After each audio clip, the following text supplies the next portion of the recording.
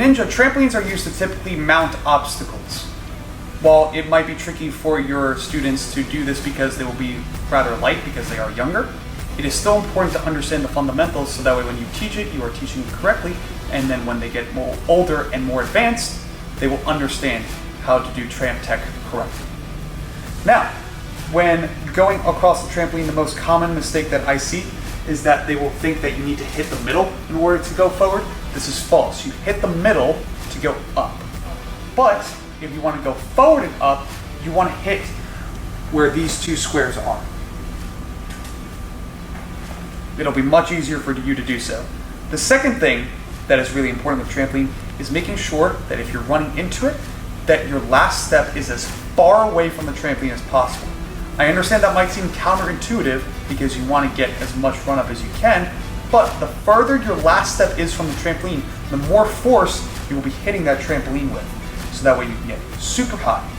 A lot of these muscles are going to be the same muscles that you use for jumping, so that's like your quads, your calves, your ankles, your knees, all those leg muscles, and your glutes will be used to help you with the trampoline. You can also get your arms involved to try and punch the trampoline. We use punch as the term when your feet smack that trampoline to get as far or as high as you can.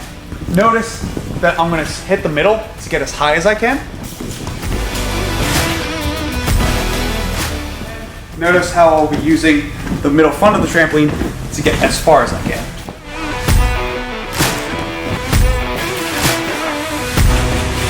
Your students will probably not be able to get that height or that far because for the little ones, this is actually a big jump up for them.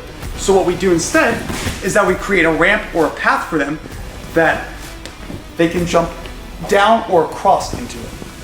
This will allow them to jump much easier into it.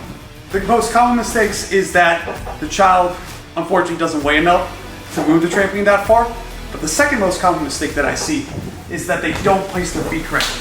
They still place their feet back here, or they'll place their feet offset. Their feet must act as one unit when they leave the ground. So on their last step, when they push up, their feet must go together to bounce on the trampoline at the same time.